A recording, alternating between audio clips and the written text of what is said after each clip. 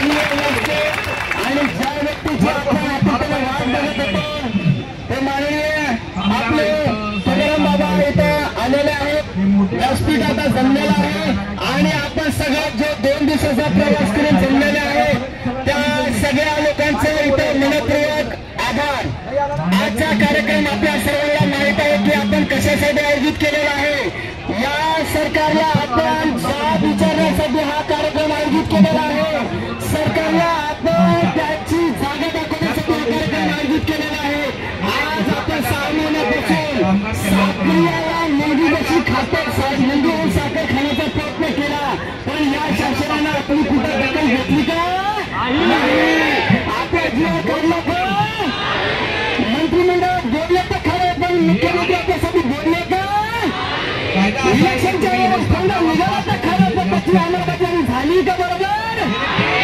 आता त्या अंमलबजावणीला पूर्णप्रवृत्त करण्यासाठी हा जनसमुदाय आलेला आहे आणि हा जनसमुदाय जोपर्यंत आमचा जीआर मिळणार नाही तोपर्यंत त्याचा उपयोग हक्काच्या लढाईसाठी जीवाच्या लढाईसाठी चालू उपयोग. आता आम्ही घरादारांना सोडून आलेलो आहे, पोरादारांना सांगून आलेलो आहे की आम्ही आता 6 महिन्याच्या प्रशिक्षणार्थी राहणार नाही.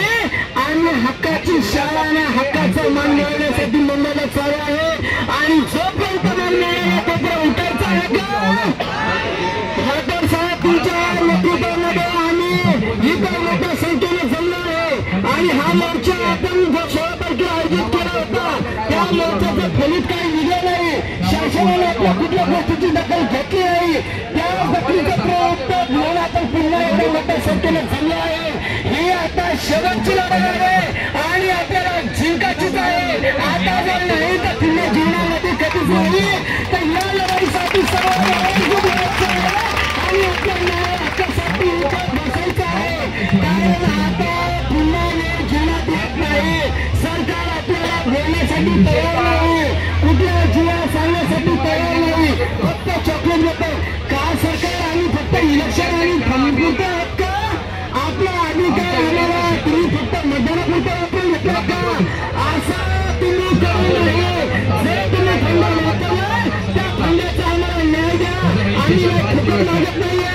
आम्ही तिथं मेहनत केली आहे. 6 महिने तिथं आम्ही आहुती दिलेली आहे आणि आता सरकारला आम्ही सांगू इच्छितो जोपर्यंत आमचा कार्यक्रम वाढणार नाही तोपर्यंत मोर्चा आझादमध्ये आम्ही सोडणार नाही. हा मोर्चा आझादमध्ये मंत्रालयावर जरी गेला तरी हरकत नाही आणि लाखोच्या संख्येने आझाद मंत्रालयात जाणार आहे शासन. पण तुम्ही आमची दखल घ्यायलाच पाहिजे. देवेंद्र साहेबांनी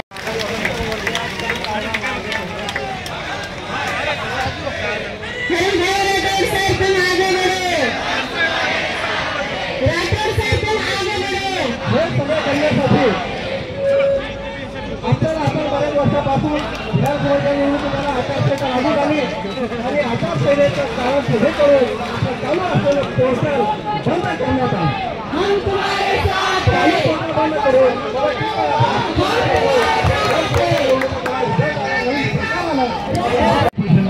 हे यशस्वी करण्याचं काम आपण केलेलं आहे.